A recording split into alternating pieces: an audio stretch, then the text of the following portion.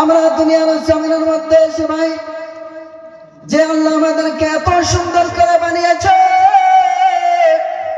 সেই আল্লাহর ভালোবাসাকে ধুয়ে, সে আল্লাহর ভালোবাসাকে রেখে দুনিয়ার জামানার মধ্যে শয়তানের ভালোবাসার মধ্যে বিরক্ত হয়ে পড়ে আছি। আল্লাহ পাক যে আমাদের জন্য কাল কিয়ামত একটা রেখেছেন, সেই চিন্তা আমরা একবারের জন্য ভাবলাম না। যে রাসূল সাল্লাল্লাহু আলাইহি ওয়াসাল্লাম এই ইসলামটাকে উপস্থাপন করার জন্য দিনের পর দিন কাফেরদের কাছে লাঞ্ছিত বঞ্চিত হয়েছে, সেই রাসূল 63 বছরের জীবনের মধ্যে যা করে গিয়েছেন আজ পর্যন্ত আগে কোথাও ছিল না। এমন ব্যক্তি দুনিয়ার জমিনের মধ্যে আল্লাহ কাউকে বানায় নাই, বর্তমানও নাই, কাল কিয়ামত পর্যন্ত আমার রাসূলের মতো আর কোন রাসূল আসবে না। আসবে কি ভাই? আমার রাসূল আপনাকে কতটুকু ভালোবাসে দেখেন, আমার আল্লাহ আপনাকে কতটুকু ভালোবাসে একটু শুনে নেন। যখন দুনিয়া সৃষ্টি করলো আমার আল্লাহ, তখন আল্লাহ পাক আমাদের রাসূলের দ্বারাই আমাদের একটা নামি দামি গ্রন্থ দিয়েছে, ঠিক কিনা? আল্লাহ পাক আমাদেরকে এমন একটা দুনিয়ার জমিনের মধ্যে এমন একটা গ্রন্থ দিয়েছে, দুনিয়ার জমিনের মধ্যে আপনি লাখো লাখো কিতাব পড়েছেন, কোন কিতাবের মধ্যে শান্তি নাই, কিন্তু আল্লাহ পাক যে কোরআনটা আমার রাসূলের উপরে অবতীর্ণ করেছেন, সেই কোরআন যদি আমরা মরার আগ পর্যন্ত পড়ি কোন সময়ের জন্য বিরক্ত লাগে না। আর আমরা এখান থেকে যদি পড়ি আলহামদুলিল্লাহি রাব্বিল আলামিন, দুনিয়ার আরেক প্রান্ত থেকে যদি ইংল্যান্ডের মানুষ, আমেরিকার মানুষ আমাদের একই সুরে বলবে আলহামদুলিল্লাহি রাব্বিল আলামিন, জোরে জোরে বলুন না সুবহানাল্লাহ। আমাদের কথার মধ্যে অনেক পার্থক্য থাকতে পারে, উজানি ভারিয়া ইংলিশ, নানান ধরনের ভাষা আছে দুনিয়ার মধ্যে। যখন আমরা কোরআন পড়তে যাই তখন কোন ভাষা নিজের পার্সোনাল ভাষা চলে না। দুনিয়ার জামিনের মধ্যে যে জায়গা থেকে পড়েন একটাই সুর আসে, সবাই বলুন না ঠিক কিনা বেঠিক? আমরা যদি একজন পাগল, দুনিয়ার মধ্যে একজন পাগল কথা বলতে পারে না, তার মুখ থেকে যদি পড়া বার হয়, সে পাগল বলবে আলহামদুলিল্লাহি রাব্বিল আলামিন। আর এই দুনিয়ার জমিনের মধ্যে ইলম শিক্ষা করে যদি বড় পণ্ডিত হয়ে যায়, তার মুখ থেকে একই সুর আসবে আলহামদুলিল্লাহি রাব্বিল আলামিন, ঠিক কিনা? দেখেন এত বড় একটা গ্রন্থ, সেই গ্রন্থের চিন্তা ভাবনা না করে আমরা আল্লাহকে ভুলে গেছি, আমরা রাসূলকে ভুলে গেছি।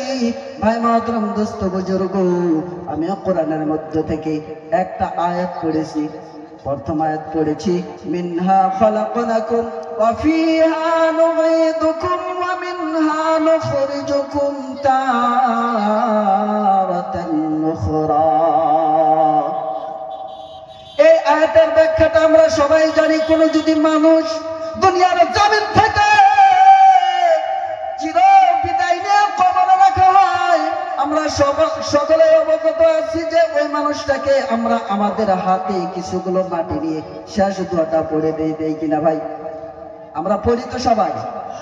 মিনহা খলাকনাকুম এর একটা ধাপ, ওয়া ফিহা নুঈদুকুম এর একটা ধাপ, ওয়া মিনহা নুখরিজুকুম তারাতান উখরা এই একটা ধাপ। এই তিনটা নামের, এই তিনটা ব্যাখ্যা কোনোদিন শুনেনি ভাই? হয়তো শুনেছি, ভালো করে গুরুত্ব দেইনি। আজকে আমি এই তিনটা ব্যাখ্যায় ভালো করে আপনাদেরকে বুঝিয়ে একটু বোঝানোর চেষ্টা করব ভাই, একটু গুরুত্ব দেবেন। আমরা প্রথম ধাপটা যাই, আল্লাহ পাক আমাদেরকে সৃষ্টি করেছেন মাটি দিয়ে। আমরা সকলে জানি তো আমাদেরকে সৃষ্টি করেছেন মাটি দিয়ে। দুনিয়ার জমিনের মধ্যে আল্লাহ পাকের খেয়ে, আল্লাহ পাকের নিয়ামত ভোগ করে এই দেহটা আল্লাহ পাক আমাদেরকে নিয়ামত হিসাবে পাঠিয়েছেন, মাটি দিয়ে বানিয়েছেন। আমরা হলাম মাটির সৃষ্টি। দ্বিতীয় ধাপটা হলো ওয়াফিহা নুঈদুকুম, এই মাটির মধ্যে তোমাকে ফিরে আনবো। আমরা তো দেই, সবাই মাটি দেই, আমরা একবারও চিন্তা ভাবনা করি নাই যে দোয়াটা ইমাম পণ্ডিতের জন্য হোক, যে মুসলমানের জন্য হোক, সবার জন্য একটাই ফয়সালা আসবে, এই তিনটা ধাপই আসবে। এই দুনিয়ার জমিনের মধ্যে আপনাকে মাটি দিয়ে বানিয়েছে, একটা ধাপ চলে গেল। দ্বিতীয় ধাপ হলো আল্লাহ পাক নিজে বলেছেন ওয়াফিহা নুঈদুকুম, এবং তোমাকে ওই মাটির মধ্যে ফিরে আনবো। আল্লাহ পাক তৃতীয় ধাপে বললেন ওয়ামিনহা নুখরিজুকুম তারাতান উখরা। শেষ ধাপটা হলো এবং পুনরায় তোমাদেরকে সেই মাটি থেকে পুনরায় জীবিত করব। সবাই বলুন না সুবহানাল্লাহ। আপনাকে প্রথমে জান দিয়েছে, মাল দিয়েছে, ধন দিয়েছে, দুনিয়ার মধ্যে সুউচ্চ মুকাম দিয়েছে। আপনার এই দেহ থেকে যখন আপনার রূহটা বার হয়ে যাবে, তখন দ্বিতীয় অপশনটা লাগু হবে।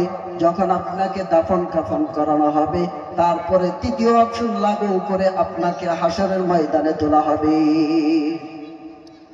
আমরা চিন্তা ভাবনাই করি না ভাই, কবর, ওই কবরের মধ্যে আমার এই ঘাড়ে, আমার এই চোখ দিয়ে, আমার এই হাত দিয়ে কতজনকে জানাজা দিলাম।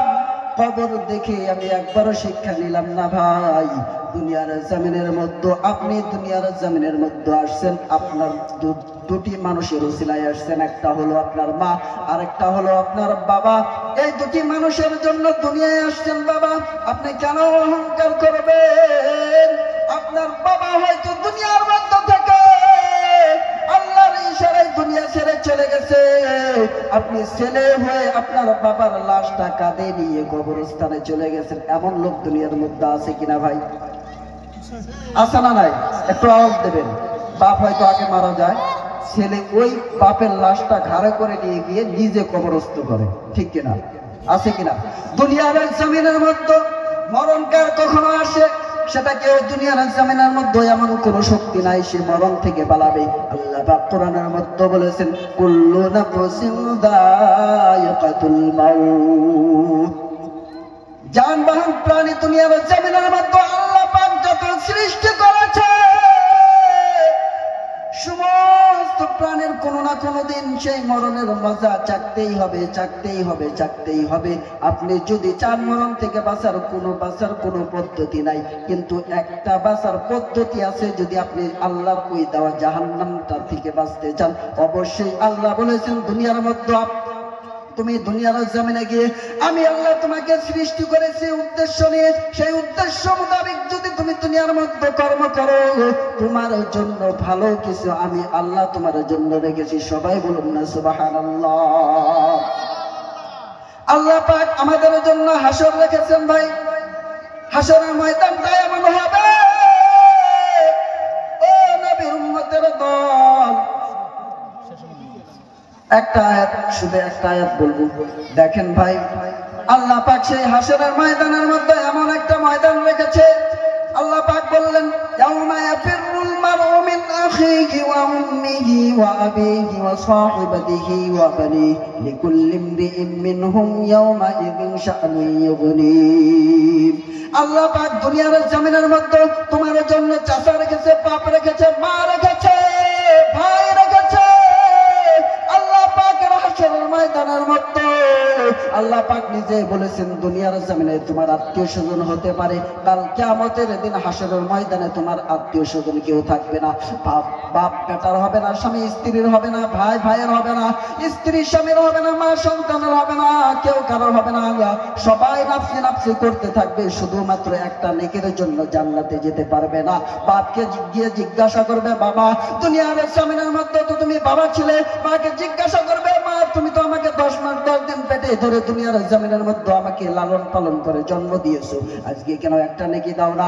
তোমার মা বলবে দুনিয়ার জমিনের মধ্যে আমার তো বিয়েই হয় নাই। তোমার বাপ বলবে দুনিয়ার জমিনের মধ্যে গিয়ে আমি তো বিয়াই করি নাই, আমার কোথার থেকে সন্তান আসবে, সবাই নাফসি নাফসি করতে থাকবে ভাই, সেই দিন পালানোর কোনো জায়গা থাকবে না। আল্লাহ পাক বলেছেন দুনিয়ার জমিনের মধ্যে তুমি তোমার জন্য নির্দিষ্ট জায়গা আছে, নির্দিষ্টভাবে তোমার জন্য ফেরেশতা লাগানো আছে, তুমি যদি সঠিক পন্থায় ইবাদত করো কালকে আমাদের দিন তোমার বাপ লাগবে না, তোমার মাও লাগবে না, তোমার ভাইও লাগবে না, তুমি তোমার আমলের জবাব দিয়ে আমি আল্লাহর বিনা হিসেবে জান্নাতে চলে যাবে। সবাই বলুন না সুবহানাল্লাহ। সময় খুবই সংক্ষিপ্ত, বলার অনেক আছে, বললে শেষ হবে না, উলামায়ে দ্বীন আছে।